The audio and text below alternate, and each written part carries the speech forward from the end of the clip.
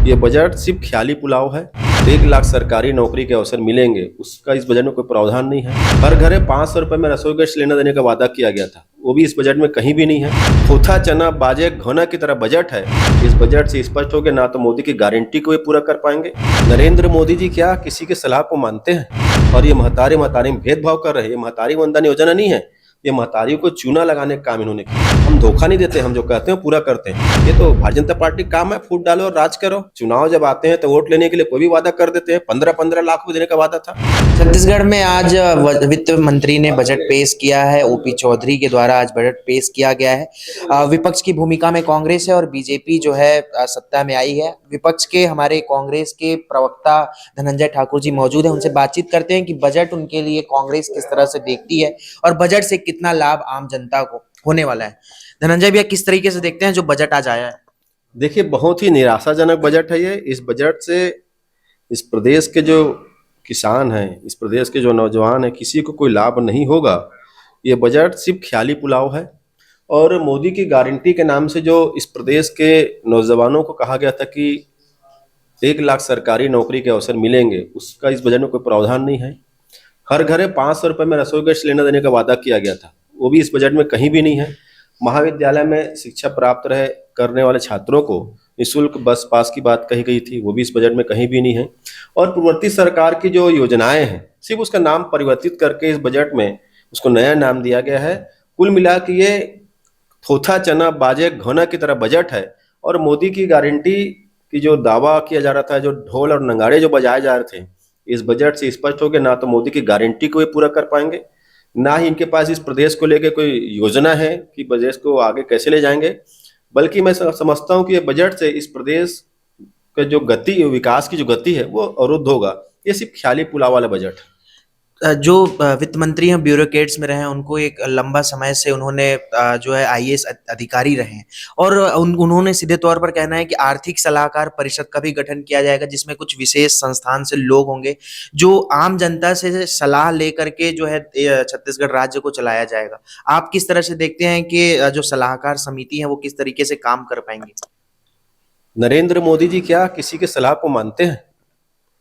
देश के अर्थशास्त्री बता रहे हैं कि देश की अर्थव्यवस्था गर्त में जा रही है। देश के ऊपर 205 लाख करोड़ का कर्ज चढ़ गया है।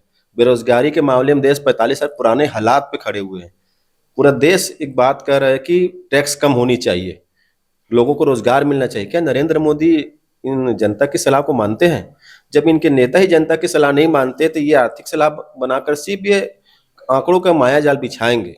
इनको तो किसानों के पास जाना चाहिए, किसानों से पूछना चाहिए कि उनको 31 जो पंचायत भवन में भाजपा ने वादा किया था देने का धान की कीमत, क्या वो मिल रहे? क्या इनको जाके हर महिलाओं से पूछना चाहिए जो 500 रुपए में रसोई गैस सिलेंडर देने का वादा किया गया था, क्या उनको मिल रहा है? क्या ये कुल मिला के आंकड़ेबाजी करेंगे और माया जाल बुनेंगे? ना तो जनता के वादों को पूरा करेंगे, ना ही पूर्ववर्ती सरकार के द्वारा चलाई जा रही योजना है, चाहे गोधन न्याय योजना हो और जो आत्मानंद स्कूल योजना है, हर क्षेत्र में जो सरकार ने काम किया उसको आगे बढ़ा पाएंगे। ये सिर्फ ख्याली बजट है, ये हवाई बात करते रहेंगे। अभी कुछ ही दिन पहले विधानसभा में राजेश मूणत ने महादेव सट्टा ऐप के बारे में कहा कि कब तक न्याय मिलेगा और जो दोषी हैं वो कब तक जेल के भीतर होंगे, और एक बड़ा नाम पूर्व मुख्यमंत्री भूपेश बघेल का इस ऐप के उसमें आता है। आप किस तरह से देखते हैं कि साजिशों के तहत इस तरीके का उनका नाम सामने आया या इसके पीछे सच्चाई है? राजेश मूणत जी को तो प्रधानमंत्री आवास के सामने जाकर धरना देना चाहिए। महादेव सट्टा ऐप जिसको बता रहे बेटिंग ऐप, उसमें नरेंद्र मोदी की सरकार जीएसटी ले रही है, उस पर नरेंद्र मोदी की सरकार सर्विस टैक्स ले रही है, उसमें नरेंद्र मोदी की सरकार उसमें इनकम टैक्स ले रही है। और राजेश मूणत बोलते हैं कि अवैध है, तो जी जाके तो वहाँ धरना दे, नरेंद्र मोदी जी के बंगले के आगे में बैठे भाजपा कार्यालय में धरना दे। छत्तीसगढ़ में महादेव सट्टा ऐप के खिलाफ भूपेश बघेल की सरकार ने कड़ी कार्रवाई किया था। हजारों खाता सीज किया गया, मोबाइलें जब्त की गई, लैपटॉप जब्त किया गया, सैकड़ों यहाँ पे एफआईआर हुए। और उत्तर प्रदेश में जब महादेव सट्टा ऐप के सट्टेरों को गिरफ्तार करने के लिए कांग्रेस की सरकार में पुलिस जाती है ना, तो भाजपा सरकार की पुलिस उस सट्टोरियों को बचाती है। बताए ना, महादेव सट्टा ऐप पूरे देश में चल रहा है। मध्य प्रदेश, आपका गुजरात, राजस्थान, उत्तर प्रदेश, हरियाणा, यहाँ कितने जगह महादेव सट्टा ऐप के खिलाफ भाजपा की सरकार ने काम किया है।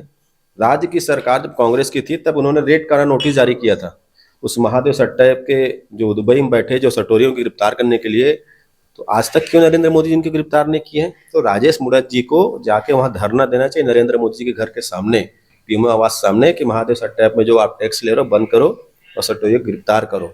खाली भाषण देने से, आरोप लगाने से काम नहीं चलेगा, क्षमता होनी चाहिए बंद करने की। अभी तक वो ये बंद क्यों नहीं किए नरेंद्र मोदी जी? क्या उनसे ताल्लुकात है भारतीय जनता पार्टी नेताओं को बताना चाहिए। सदन का समय खराब कर रहे हैं राजेश मूरत जी, भाजपा के नेता, क्योंकि नरेंद्र मोदी की जो गारंटी की जो बात करते थे उसको पूरा करने में असफल हो गए। मेरा आखिरी सवाल है, महतारी वंदन योजना को किस तरीके से देखते हैं आप? क्योंकि जो चुनावी वादे थे घोषणा पत्र में शामिल किया, बीजेपी ने चुनाव जीतने के बाद जो है अब क्रियान्वयन में प्रक्रिया में है, किस तरह से देखते हैं आप? देखिए, महतारी के वंदन करने में भी भेदभाव करती भारतीय जनता पार्टी। महतारी में फर्क बता रहे हैं। आयकर दाता महतारी, जिसको पेंशन भोगी महतारी, जिनके परिजन को सरकारी नौकरी में ऐसे महतारी, इन महतारियों को ये 1,000 रुपये नहीं देंगे। तो किनको देंगे? जब ये मतदान के दौरान, वोट लेने के लिए चुनाव प्रचार के दौरान जब महतारियों से 70 लाख फॉर्म भरवाए थे, तब क्या नरेंद्र मोदी जी की गारंटी में पूछे थे क्या कि आप मूल निवासी प्रमाण पत्र है कि नहीं आपके पास? महिलाओं के पास इनकम टैक्स पे तो नहीं है आप? आपके पास आधार कार्ड है कि नहीं है? आपके पास वोटर कार्ड है कि नहीं है? आपके कोई सरकारी नौकरी में तो नहीं है? उसमें क्यों नहीं पूछे भाई आप?